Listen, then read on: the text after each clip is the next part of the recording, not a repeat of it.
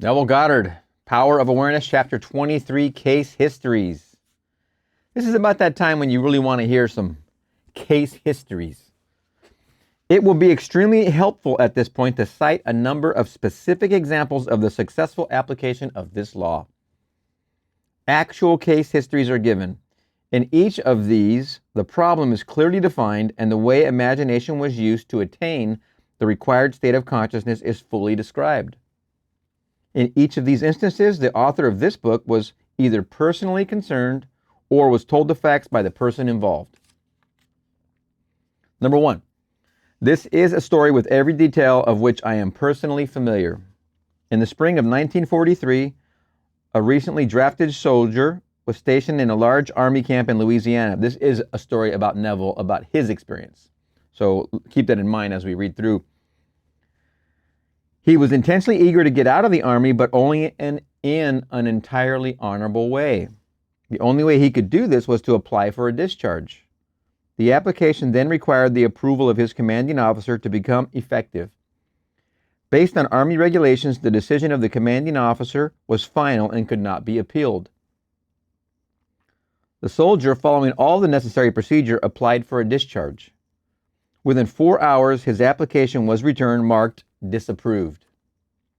Convinced he could not appeal the decision to any higher authority, military or civilian, he turned within to his own consciousness, determined to rely on the law of assumption. He turned within to his own consciousness to rely on the law of assumption. Okay? The soldier realized that his consciousness was the only reality. The soldier already realized this.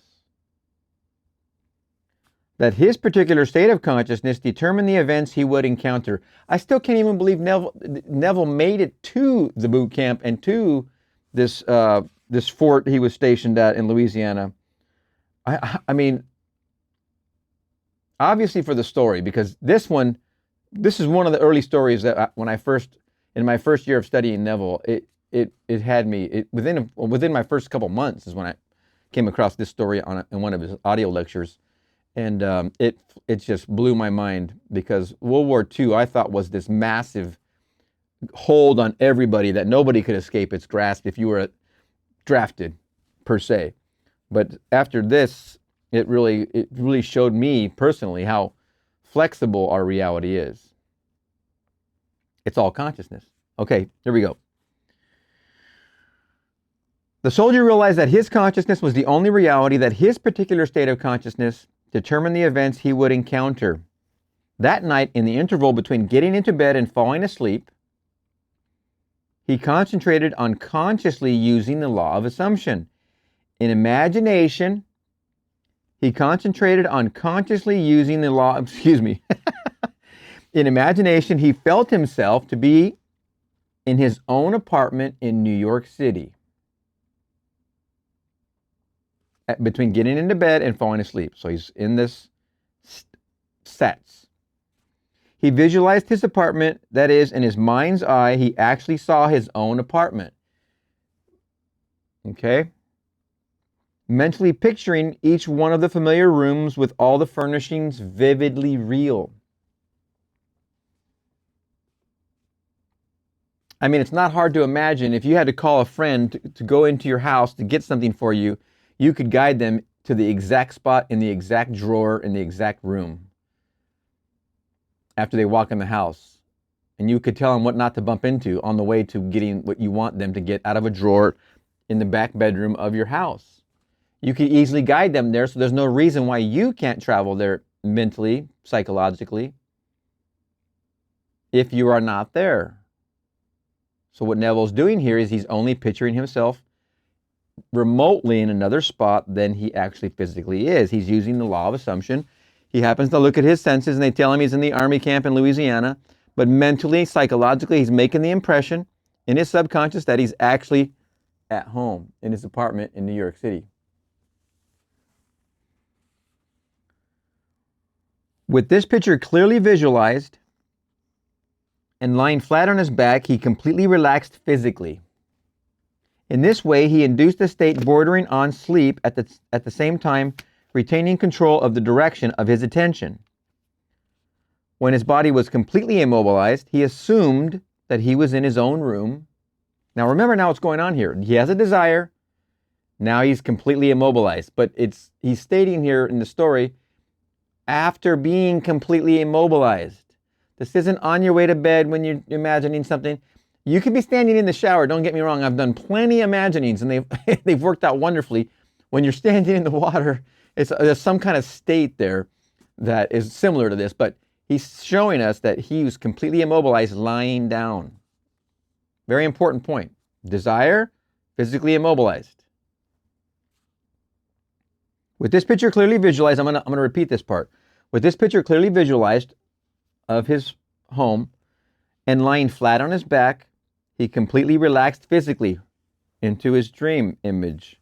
In this way, he induced a state bordering on sleep at the same time, retaining control of the direction of his attention. When his body was completely immobilized, he assumed that he was in his own room and felt himself to be lying in his own bed, a very different feeling from that of lying on an army cot. In imagination, he rose from the bed, walked from room to room, touching various pieces of furniture. He then went to the window and with his hands resting on the windowsill, looked out onto the street on which his apartment faced.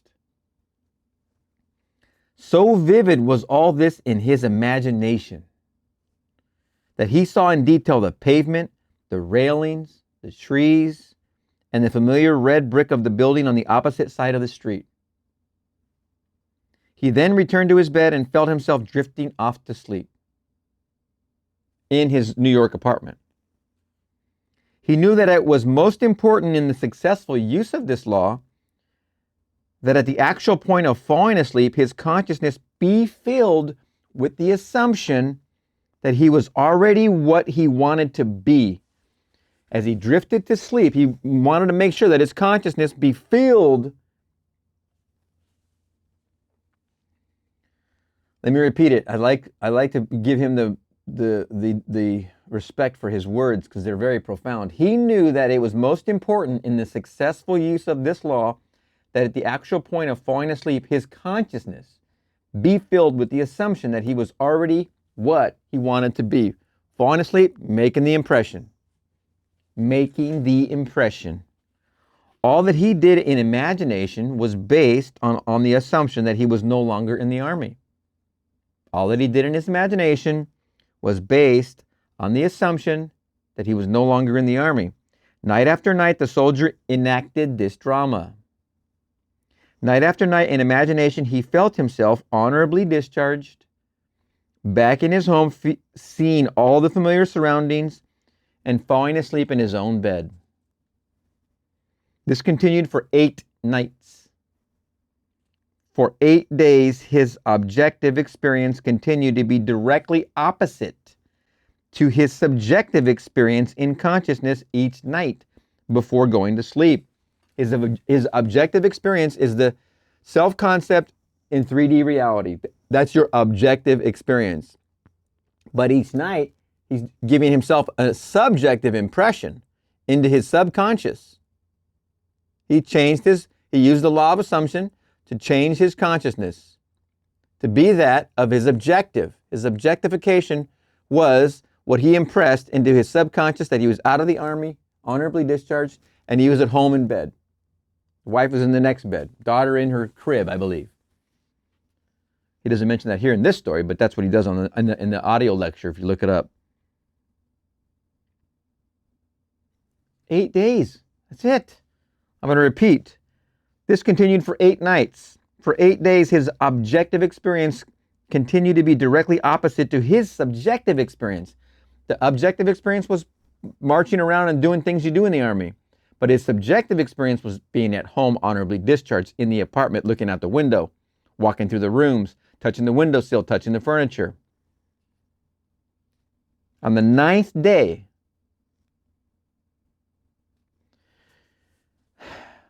8 days. I mean, what are you willing to do for 8 days to get your to get the desire fulfilled, to be objectified reality of what you want. What would you do? Would you do it for 8 days? Would you continuously do this for 8 times in a row? Just do it. On the 9th day, orders came through from the battalion headquarters for the soldier to fill out a new application for his discharge. Shortly after this was done, he was ordered to report to the colonel's office. During the discussion, the colonel asked him if he was still desirous of getting out of the Army. Upon receiving an affirmative reply, the colonel said that he personally disagreed, and while he had strong objections to approving of the discharge, he had decided to overlook these objections and to approve it. Within a few hours, the application was approved, and the soldier, now a civilian, was on a train bound for home. If you listen to the audio lecture, and there's like at least 3 or 4 versions of this story he's unwrapped on audio, and they're all great. But there's one where the colonel's asking him, "Are you sure you want to get out of the Army? Because you're not going to be as a stand-up guy like all these others." "Yes, yes, sir." "Are you sure you want to get out of the Army? Because you're not going to have the respect of your neighbors and friends." "Yes, sir." "Are you sure? Are you sure?" He just kept rifling him with reasons, kind of reverse psychology reasons why he should stay. But Neville just kept saying, "Yes, yes, yes, I want out, yes."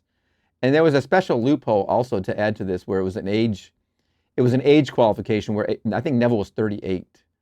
And if you were 38 before or after, I think it was an April date, you could ask for your discharge because you were on the border of being of that age where we don't need you because we have enough people, enough soldiers, as it were. But what a wonderful story. 8 days. That's all it took to get out of the Army. In 1943, we all know history, at least a bit of it, and we know that you were definitely captive if you were in the military. You were definitely there to serve, and going home was not an option. But he pulled it off with a legal loophole, and was that right age where they were letting go. So it was an honorable discharge. Well, wonderful, wonderful story. Okay, number 2, case history number 2. This is a striking story of an extremely successful businessman, demonstrating the power of imagination and the law of assumption. I know this family intimately, and all the details were told to me by the son described herein.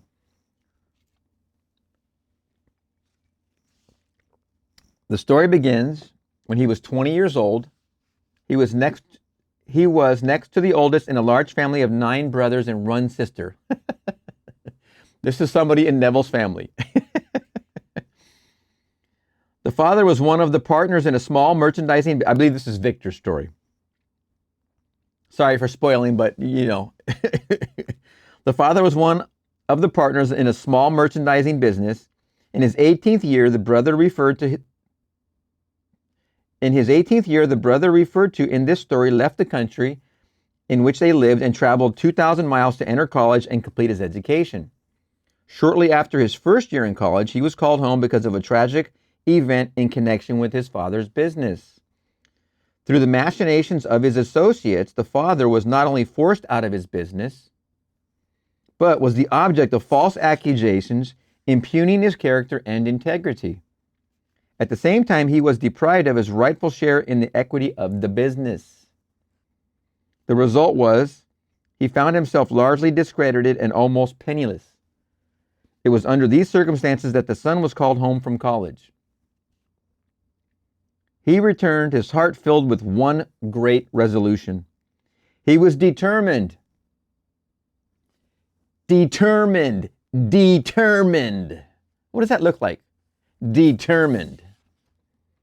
He was determined that he would become outstandingly successful in business. The first thing he and his father did was to use the little money they had to start their own business.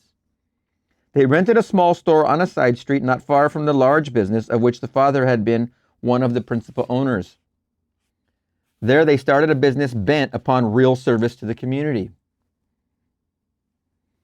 It was shortly after that the son was with instinctive awareness that it was bound to work, deliberately used imagination to attain an almost fantastic objective.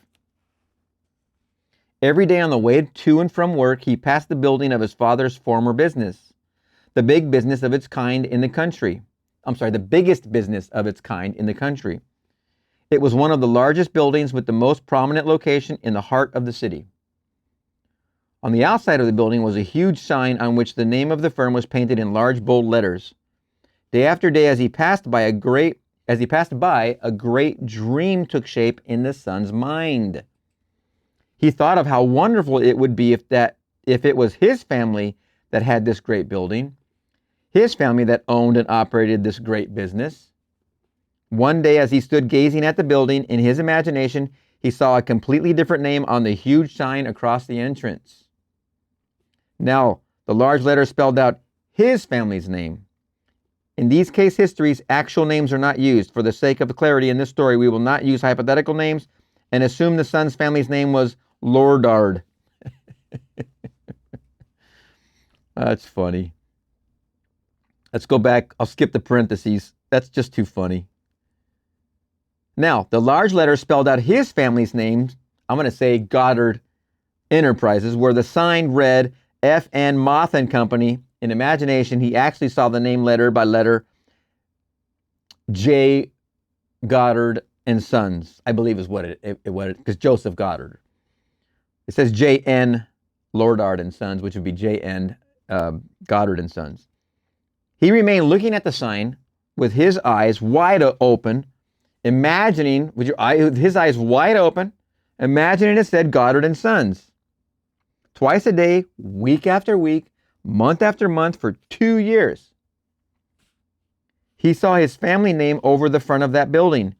He was convinced that if he felt strongly enough that a thing was true, it was bound to be the case. And by seeing in imagination his family name on the sign, which implied that they own the business, remember now he went to the end. But the name on the sign means the whole business is theirs. You don't have to worry about the how. You just go to the sign, which is the end. He became convinced that one day they would own it. During this period, he told only one person what he was doing. He confided in his mother, who with loving concern tried to discourage him in order to protect him from what might be a great disappointment. Isn't that just like a mom, right? Despite this, he persisted day after day. 2 years later, the large company failed and the coveted building was up for sale.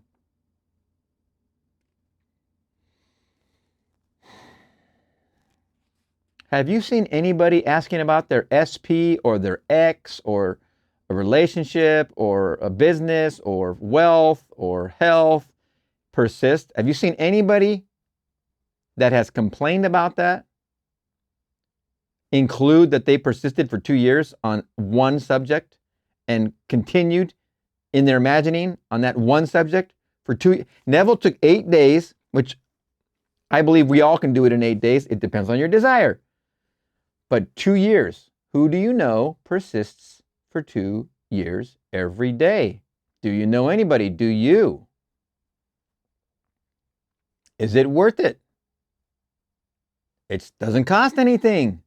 This is the beauty. It didn't cost him one thing except a thought that he persisted in day after day, twice a day for 2 years. Then at the end of that 2 years, I will repeat the sentence. 2 years later, the large company failed and the coveted building was up for sale. On the day of the sale, he seemed no nearer ownership than he had been 2 years before when he began to apply the law of assumption. During this period, they had worked hard and their customers had implicit confidence in them. However, they had not earned anything like the amount of money required for the purchase of the property. Nor did they have any resource from which they could borrow the necessary capital. Making even more remote their chance of getting it was the fact that it was regarded as the most desirable property in the city, and a number of wealthy business people were prepared to buy it. On the actual day of the sale, to their complete surprise, a man, almost a total stranger, came into their shop and offered to buy the property for them. Due to some unusual conditions, in parentheses, involved in this transaction, the son's family could not even make a bid for the property. They thought the man was joking. However, this was not the case. The man explained that he had watched them for some time admired their ability, believed in their integrity, and that supplying the capital for them to go into business on a large scale was an extremely sound investment for him. That very day, the property was theirs. What the son had persisted in seeing in his imagination was now a reality. The hunch of the stranger was more than justified. Today, this family owns not only the particular business referred to, but owns many of the largest industries in the country in which they live. The son, seeing his family name over the entrance of this great building long before it was actually there, was using exactly the technique that produces results, the law of assumption, that is. By assuming the feeling that he had already had what he desired, by making this a vivid reality in his imagination, by determined persistence, regardless of appearance or circumstance, he inevitably caused his dream to become a reality.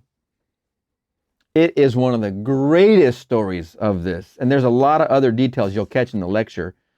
The amount of money that they purchased the property for on loan, then it multiplied. When they sold that building, I think over 20, maybe 40 years later, unbelievable amount of increase in value. And when the agent who came in to buy the property and be part of this partnership of investment to buy the property for them, and he took a payment process back. Of course, he had a contract with them, but he made his lawyers go make the bid, because if they knew he wanted it, the competitors would jump in. So his lawyers made the bid, and nobody was the wiser that it was him, because he was a guy that owned a lot of property. But in addition, the one guy that was out of town that would have bought the building in a second happened to be out of town. I think he was in Jamaica or England, but he was off-site. So he didn't even know about the purchase ability that day. So a lot of things came together in this law of assumption usage. You listen to the lecture, a lot of other things. I'll try and find it and put it in the description. In addition, today I responded to a comment in 2023, I saw an article that Goddard Enterprises, the small, very small company talked about in this story, had just passed the $1 billion gross sales number in 2023. You know, you're talking about a 100-year-old company right there. And you're talking about a very poor family. If you listen to all the lectures of Neville, you'll know sooner or later these were very poor people that lived on Barbados. And they, the big bounty was fish coming out of the ocean. 10 kids. They've still managed to lift themselves up by use of imagination.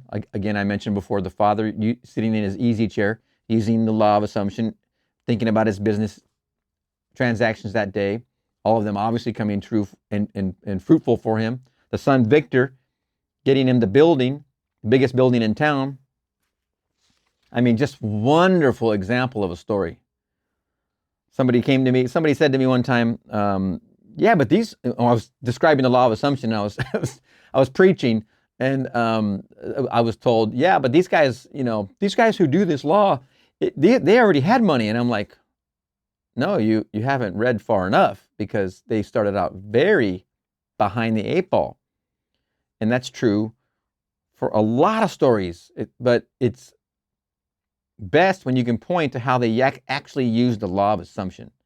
It's the main thing being communicated here, is the law of assumption. It's the main thing. Stick to it. Persist. This is the story of a very unexpected result of an interview with a lady who came to consult me. Number 3. One afternoon, a young grandmother, a businesswoman in New York, came to see me. She brought along her 9-year-old grandson, who was visiting her from his home in Pennsylvania. In response to her questions, I explained the law of assumption, describing in detail the procedure to be followed in attaining an objective. The boy sat quietly. I love the story. I just love the story. I already caught on to what it's going to be. In response to her questions, I explained the law of assumption, describing in detail the procedure to be followed in attaining an objective. The boy sat quietly, apparently absorbed in a small toy truck, while I explained to the grandmother the method of assuming the state of consciousness that would be hers were her desire already fulfilled. I told her the story of the soldier in camp who each night fell asleep, imagining himself to be in his own bed in his own home. When the boy and his grandmother were leaving, he looked up at me with great excitement and said, "I know what I want, and now I know how to get it." Surprised, I asked him what it was he wanted. He told me he had his heart set on a puppy. To this, the grandmother vigorously protested, telling the boy that it had been made clear repeatedly that he could not have a dog under any circumstances, that his father and mother would not allow it, that the boy was too young to care for it properly, and furthermore, the father had a deep dislike for dogs. He actually hated to have one around. All these were arguments the boy passionately, desirously of having a dog refused to understand. Again, you just don't hear what is not taking you to your objective. If your objective is here, and you know making an impression on your subconscious is doing this one thing, anything coming from without doesn't matter. All this noise coming in is just noise. The little boy was like, I don't care what you guys say. I now know how I'm going to get this puppy. All these were arguments the boy, passionately desirous of having a dog, refused to understand. Now I know what to do, he said. Every night, just as I'm going off to sleep, I am going to pretend that I have a dog and we are going for a walk. No, said the grandmother, that is not what Mr. Neville means. This was not meant for you. You cannot have a dog. Approximately 6 weeks later, the grandmother told me what was to her an astonishing story. The boy's desire to own a dog was so intense that he had absorbed all that I had told his grandmother of how to attain one's desire. And he believed implicitly that at least he knew how to get a dog. Putting this belief into practice, for many nights the boy imagined a dog was lying in his bed beside him. In imagination, he petted the dog, actually feeling its fur. All right? Things like playing with the dog and taking it for a walk filled his mind. Imagination. Within a few weeks, it happened. A newspaper in the city in which the boy lived organized a special program in connection with Kindness to Animals Week. All school children were requested to write an essay on why I would like to own a dog. After entries from all the schools were submitted and judged, the winner of the contest was announced. The very same boy who weeks before in my apartment in New York had told me, "Now I know how to get a dog," was the winner. In an elaborate ceremony which was publicized with stories and pictures in the newspaper, the boy was awarded a beautiful collie puppy. In relating this story, the grandmother told me that if the boy had been given the money with which to buy a dog, the parents would have refused to do so and would have used it to buy a bond for the boy or put it in the savings bank for him. Furthermore, if someone had made the boy a gift of a dog, they would have refused it or given it away. But the dramatic manner in which the boy got the dog, the way he won the citywide contest, the stories and pictures in the newspaper, the pride of achievement and joy of the boy himself, all combined to bring about a change of heart in the parents.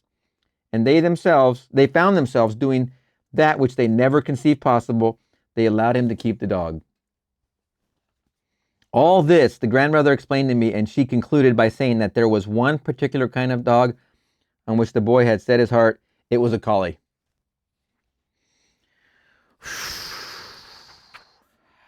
How many times did you ask your parents for something and they said no, and you said, "Can I have?" "No." Can I have?" "No." "Can I have?" "No." "Can I have?" "No." "Can I have?" "No." "Can I have?" "Okay." Shut up. Go ahead. You're driving me crazy. But this, really, it's such a fascinating story. It really shows you the power of imagination, especially in a youngster, a very youngster who doesn't know the difference of what is supposed to be and not supposed to be, because imagination is. Wonderful story. And there's a piece here. Oh, going to the end. So the child, in his imagination, went to the end, seeing the puppy, petting him in bed with him, walking it, feeding it, whatever, in his imagination. That piece that says, if, in relating the story to the grandmother, if the boy had been given the money with which to buy the dog, the parents would have refused it. And and used it for savings. If someone had made the boy a gift of the dog, they would have refused it and given it away. But the dramatic manner, so the child went to the end. Didn't go to, I see myself at an animal shelter, or I see myself at somebody giving away puppies. None of that. The boy went to the experience at the end. What is it you're trying to experience? And you go to the end, because doing so at the end,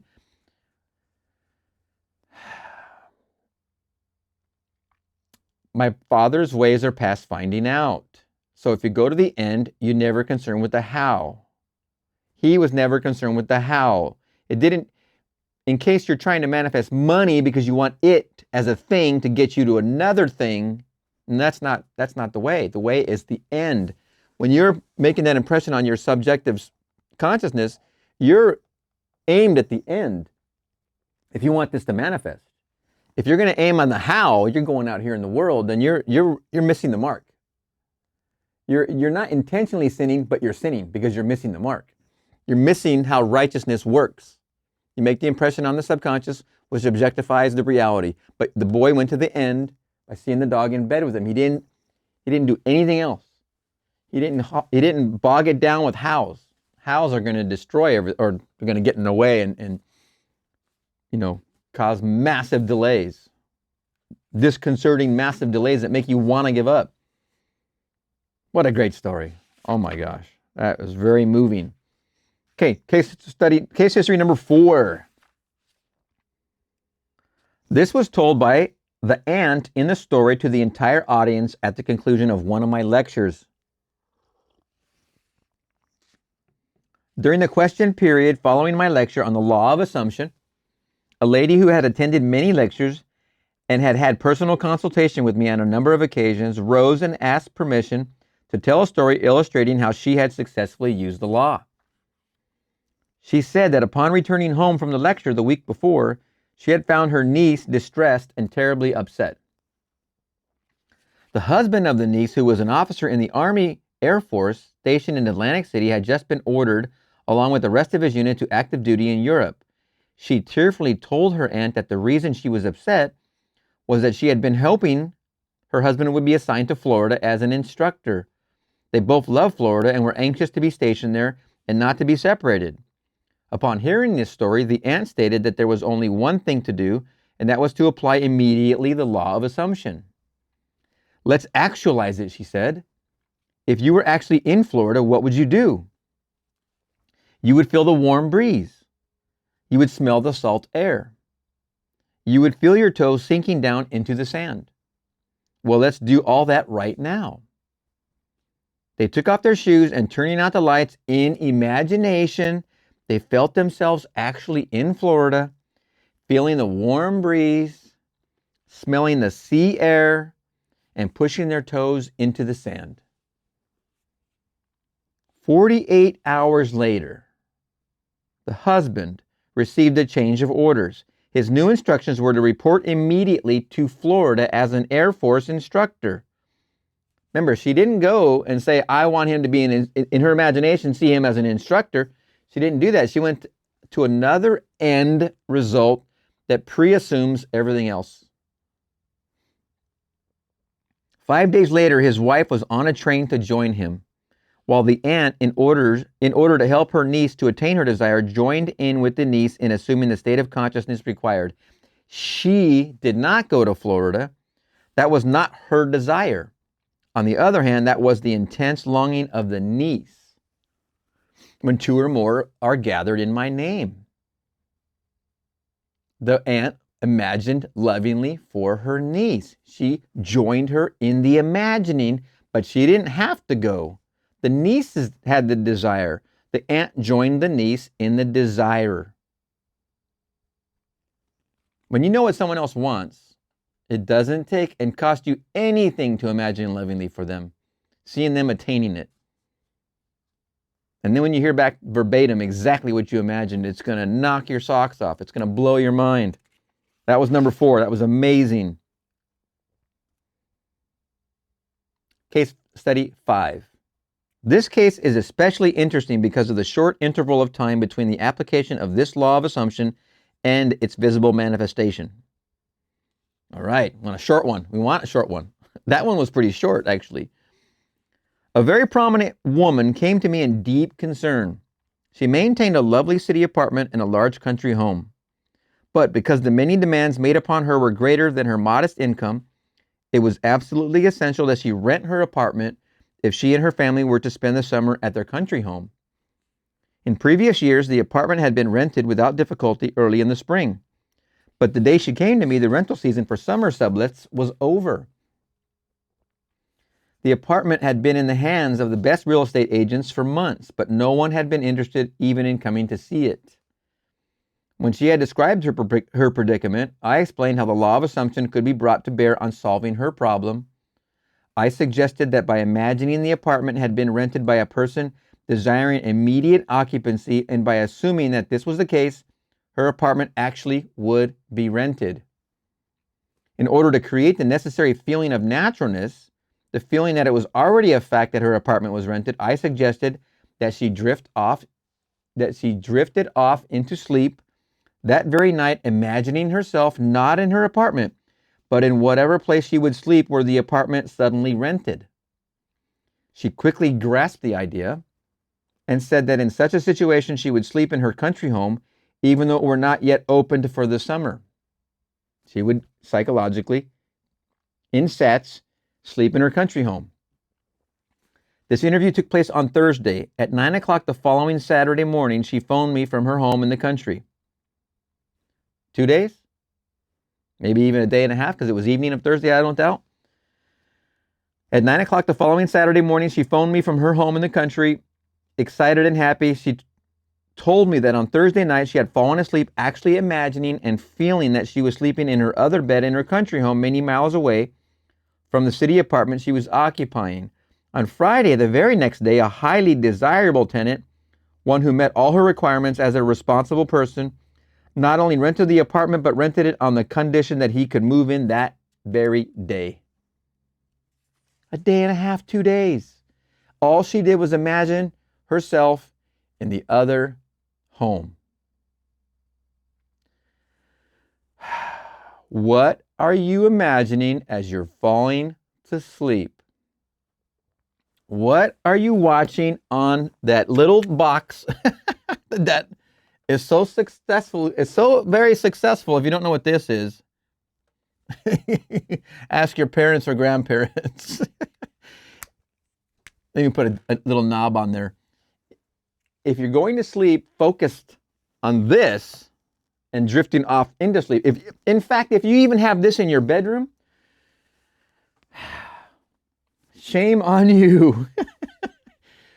One thing we celebrated our wedding anniversary, 25 years this year, and one thing we always maintain to never ever have in our bedroom from moment one, never have a TV in the bedroom where you're sleeping, whatever that is. And the reason is you're going in there to sleep. You're going in there to retire, to withdraw.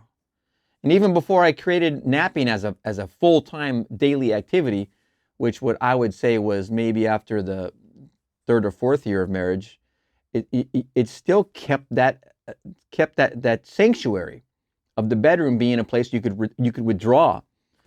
And working with dreams and the Seth material, as I mentioned before, and working with out of bodies and working with all that stuff, lucid dreaming, all that requires a space to do this in, a space to retire to, a space of contemplation. Your bedroom is that. But if you pollute it with one of these, and don't get me wrong, you might even just be in a one room. We eventually, just as an example, we have a TV in the living room, but we bought this big box, furniture. It has doors on it that we can close that thing off. We have friends over, we're chit-chatting and talking, and we're not looking at the TV. We close that thing off. We don't have it fully displayed all the time, because that's not the subject of using this. And just as an idea, if you're considering changing what you focus on before you fall asleep to make a law of assumption work for yourself, put a blanket over this, throw a towel over it if you're in a one-room situation, or if you're in a bedroom and it has one in there and you can't take it out because your partner, spouse loves it, whatever. It doesn't matter as much as don't put it on as you're drifting to sleep. If you're drifting to sleep, and and you've got Dexter on or whatever, or you got the 8th season of Lost running, you're definitely not drifting into the sat state with your desired objective in mind. You're letting out here fill that gap. What are you imagining as you fall off to sleep? And whatever it is, it's worked perfect. It's worked wonderful. It's gotten you right where you are. So give yourself credit.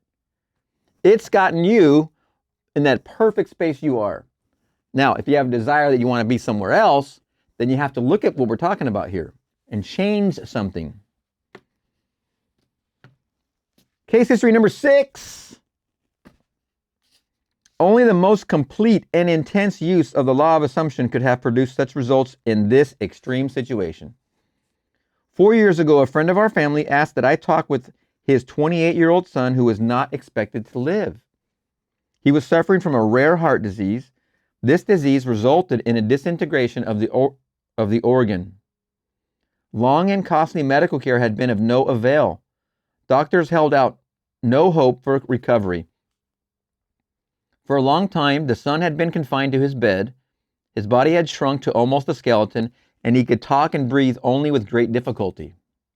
His wife and 2 small children were home when I called, and his wife was present throughout our discussion. I started by telling him that there was only one solution to any problem, and that solution was a change of attitude. You ever heard Earl Nightingale say attitude? He's got a very deep voice. If you haven't seen or heard Earl Nightingale, The Strangest Secret, wonderful, wonderful, wonderful man, wonderful audio recordings, wonderful teacher, motivational speaker. By the way, he used to frequent Acres of Books here in Long Beach, and Neville Goddard actually talks about going into Acres of Books, the same bookstore. I'm very admirous of that. I started by telling him that there was only one solution to any problem, and that solution was a change of attitude. Since talking exhausted him, I asked him to nod in agreement if he understood clearly what I said. This he agreed to do. I described the facts underlying the law of consciousness. In fact, that consciousness was the only reality. I told him that the way to change any condition was to change his state of consciousness concerning it. As a specific aid in helping him to assume the feeling of already being well, I suggested that in imagination, he see the doctor's face expressing incredulous amazing in finding him recovered, contrary to all reason, from the last stages of an incurable disease, that he see him double checking in his examination and hear him saying over and over, "It's a miracle, it's a miracle." He not only understood all this clearly, but he believed it implicitly. He promised that he would faithfully follow this procedure. His wife, who had been listening intently, assured me that she, too, would diligently use the law of assumption and her imagination in the same way as her husband. The following day, I sailed for New York, all this taking place during our winter vacation in the tropics. Several months later, I received a letter saying the son had been made a miraculous recovery. The son had made a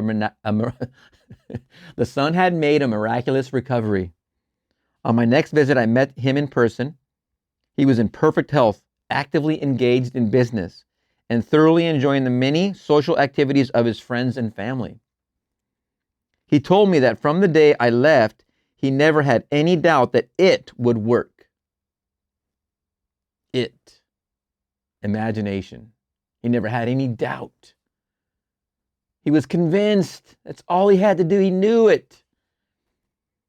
He described how he had faithfully followed the suggestion I had made to him, and day after day had lived completely in the assumption of already being well and strong. Now, 4 years after his recovery, he is convinced that the only reason he is here today is due to his successful use of the law of assumption. Powerful. What a wonderful, wonderful case. That is great.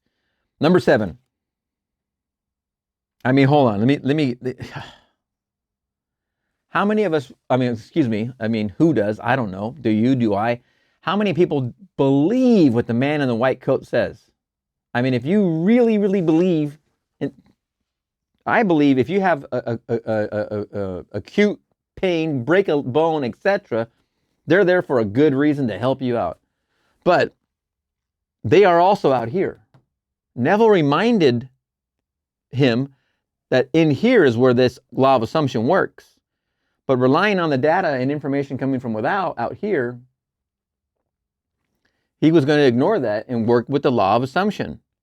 And how many of us look out here and think it's real? We think that that's the facts. That they must be the sentence I've been given. Consciousness is all there is. I and my Father are one. My Father is greater than I. If that's the facts, that is. If you go into I am meditation for just a few minutes, you're at home. You're not out here when you go into meditation. You don't go here. Don't get me wrong, I'm not talking about traveling out of body or remote viewing or remote traveling or any of that, because that's great stuff. That's still in here, but I'm not talking about that. You're only ever in meditation, you're only ever at home with him. So all he did was practice the law of assumption within himself, made the subjective impression, objectified health. Totally doable. Great story. 7. This story illustrates the successful use of the law by a New York business executive. In the fall of 1950, an executive of one of New York's prominent banks discussed with me a serious problem with which he was confronted. He told me that the outlook for his personal progress and advancement was very dim. Having reached middle age and feeling that a marked improvement in position and income was justified, he had talked it out with his superiors. They frankly told him that any major improvement was impossible and intimated that if he was dissatisfied, he could seek another job. This, of course, only increased his uneasiness. In our talk, he explained that he had no great desire for really big money, but that he had to have a substantial income in order to maintain his home comfortably and to provide for the education of his children in good preparatory schools and colleges. Sounds reasonable, right? This he found impossible on his present income. The refusal of the bank to assure him of any advancement in the near future resulted in a feeling of discontent and an intense desire to secure a better position with considerably more money. He confided in me that the kind of job he would like better than anything in the world was one in which he managed the investment funds of a large institution, such as a foundation or great university. In explaining the law of assumption, I stated that his present situation was only a manifestation of his concept of himself. In explaining the law of assumption, I stated that his present situation was only a manifestation of his concept of himself. He has a self-concept. I have a self-concept. You have a self-concept. And declared that if he wanted to change the circumstances in which he found himself, he could do so by changing his concept of himself. In order to bring about this change of consciousness, and thereby a change in his situation, I asked him to follow this procedure every night just before he fell asleep. In imagination, he was to feel that he was retiring at the end of one of the most important and successful days of his life.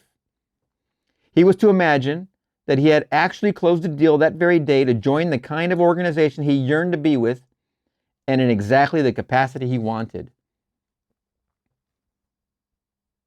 I suggested to him that if he succeeded in completely filling his mind with this feeling, he would experience a definite sense of relief.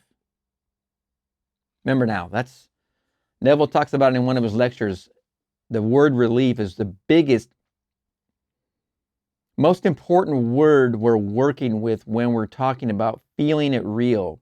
When you're feeling it real, you're feeling the relief of having now had the experience. What does it feel like to be in love, happily married, and being in a new house with a new family, your family you've created, Feels like a nice relief because you're not there now, but you're going to be there when you imagine it real. It feels like a relief. After the pizza arrives and you choke all the pieces down, put the dishes in the sink, you're like in a feeling of relief. Neville describes that to be the very, very most important thing you could talk about as far as one word is concerned regarding the law of assumption. I suggested to him that if he succeeded in completely filling his mind with this feeling, he would experience a definite sense of relief. In this mood, his uneasiness and discontent would be a thing of the past. He would feel the contentment that comes with the fulfillment of desire. I wound up by assuring him that if he did this faithfully, he would inevitably get the kind of position he wanted. This was the first week of December. Night after night, without exception, he followed this procedure. Early in February, a director of one of the wealthiest foundations in the world asked this executive if he would be interested in joining the foundation in an executive capacity handling investments. After some brief discussion, he accepted.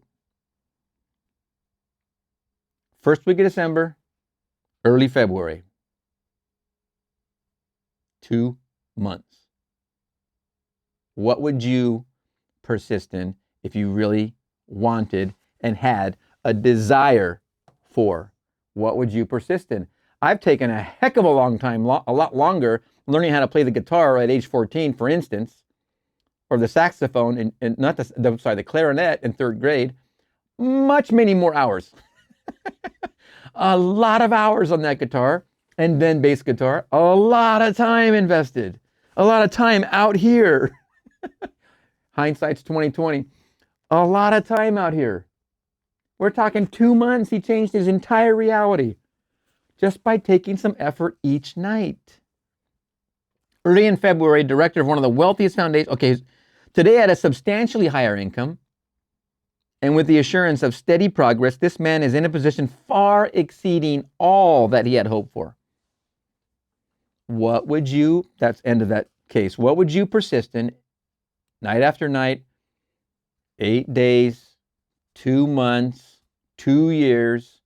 What would you persist in? Understand, remind yourself, whatever you've been persisting in up to now has gotten you right where you are. You must reward yourself with that as an idea or a fact. You've done a dang good job getting yourself to where you are. You're in a great place. You got yourself there by the law of assumption. You've been using it all along. How many wonderful movies are made when the main character wakes up and realizes it was them? I mean, I can think of a few, when they realize they're the object of that memory floods in of a Fight Club. Hollywood has a way of turning wonderful truths into awkward, violent movies. But anyway, Fight Club. When you first saw Fight Club in 1999-ish, that was a mind-blowing realization for the character. He woke up and realized he was a split. And then there's another movie, Mickey Rourke, with Lisa Bonet, 1987, Angel Heart. Angel Heart? Angel Heart. I believe it is Angel Heart, where the main character also is going through his trials and tribulations and wakes up realizing that it's him. This is what we need to realize about ourselves, is that where you are is where you put yourself. You put yourself there. Through the law of assumption and through everything you focus on each night, you did a wonderful job putting yourself exactly where you are. And if you have any complaints, what do they say? What do they used to say? If you have any complaints, fill it out in triplicate and put it on my desk. Fill it out in triplicate and put it on his desk. Because you can see how far that's going to get you. But that's the answer, though, too. I am is the answer. I am is your meditation.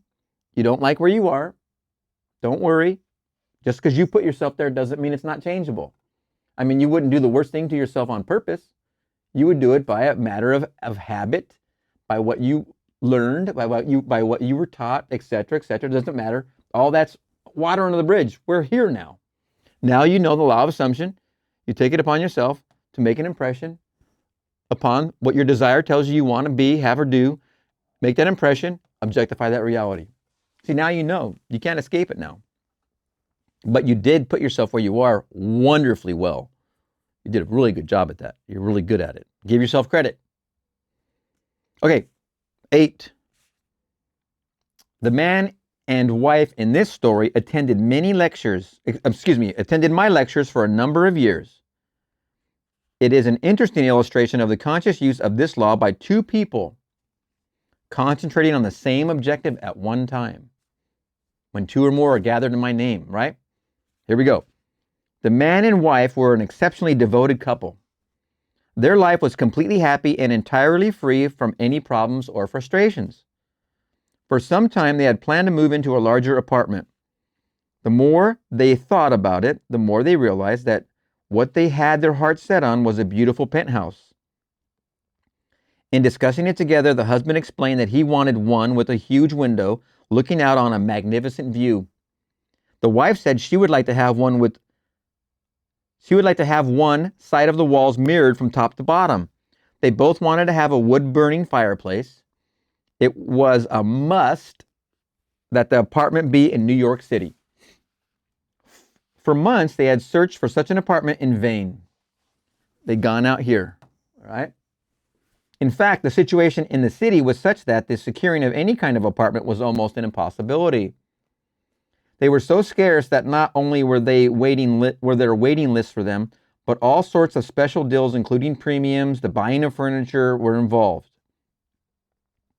New apartments were being leased long before they were completed, many being rented from the blueprints of the building.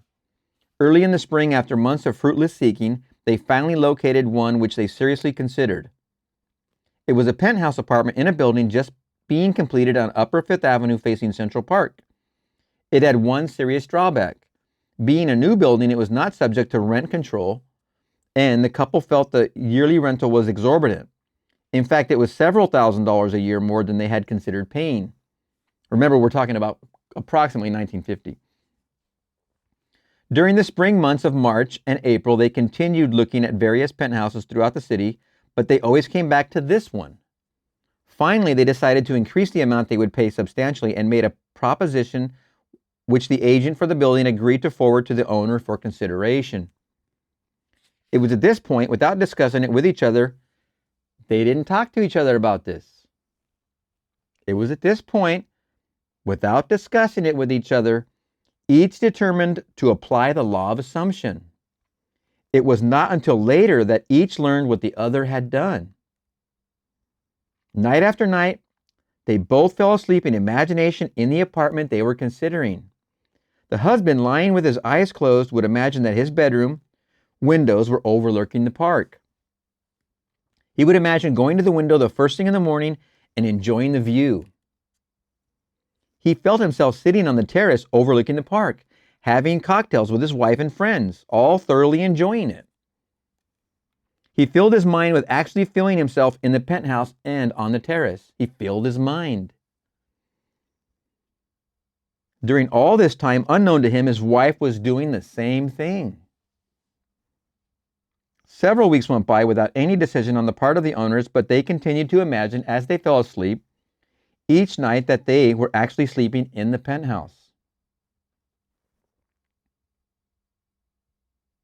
One day, to their complete surprise, one of the employees in the apartment building in which they lived told them that the penthouse there was vacant. They were astonished because theirs was one of the most desirable buildings in the city with the perfect location right on Central Park. The building they were in, not the one that they were imagining. But they imagined the window, they imagined the mirrored wall, the fireplace. They knew there was a long waiting list of people trying to get an apartment in their building. The fact that a penthouse had unexpectedly become available was kept quiet by the management because they were not in a position to consider any applicants for it. Upon learning that it was vacant, this couple immediately made a request that it be rented to them, only to be told that it was impossible. The fact was that not only were there several people on a waiting list for a penthouse in the building, but it was actually promised to one family. Despite this But despite this, the couple had a series of meetings with the management, at the conclusion of which the apartment was theirs. The building being subject to rent control, their rental was just about what they had planned to pay when they first started looking for a penthouse. The building being subject to rent control, which is what they wanted in the first place, their rental was just about what they had planned to pay. Excuse me, let me repeat the whole sentence. But the idea that rent control was going to help them because that's what they imagined they would pay in the first place. The building being subject to rent control, their rental was just about what they had planned to pay when they first started looking for a penthouse. The location, the apartment itself, and the large terrace surrounding it on the south, west, and north was beyond all their expectations. And in the living room on one side is a giant window 15 feet by 8 feet with a magnificent view of Central Park. One wall is mirrored from floor to ceiling, and there is a wood-burning fireplace.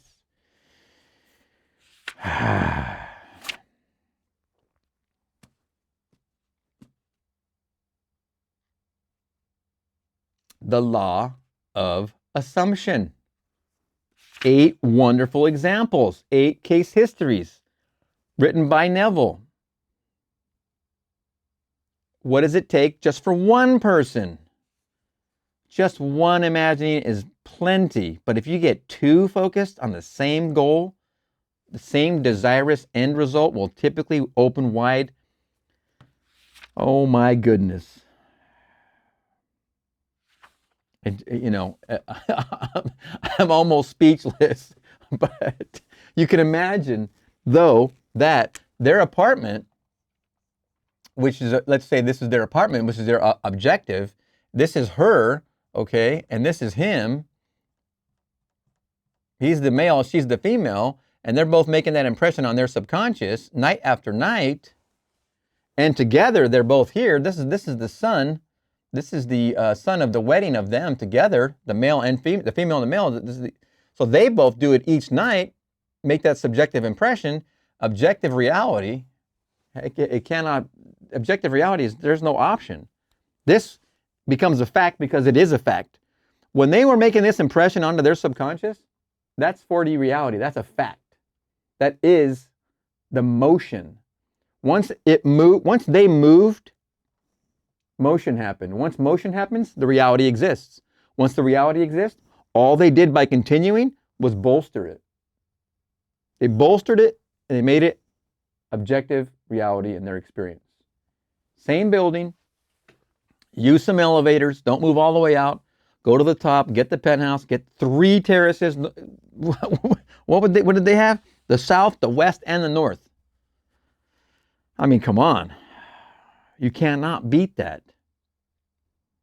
That's a beautiful sunset. And sunrise, if you walk around the north and the south side, you're going to see it coming around the building anyway. I mean, what is possible? What is possible if you focus night after night? 8 nights, 2 months, 2 years. I forget what their amount of time was, but it didn't seem to be that. Several weeks. Okay. Let's say it's 8, 10, 12, whatever. What are you going to do? Because what you're focusing on now, what you're imagining, falling asleep now, is what's got you where you are. So what are you going to imagine on now that you know all these case histories got to where they got, even the little kid, the little child with the puppy? What are you going to focus on? That's the question for you. I suggest, I'm not going to pause the video for a minute, but I suggest you go write that down. Go get a piece of paper and write it down. What is your desire? What is your objective? What's the object of your desire? What's the object you're going to put here? The desire becomes objective.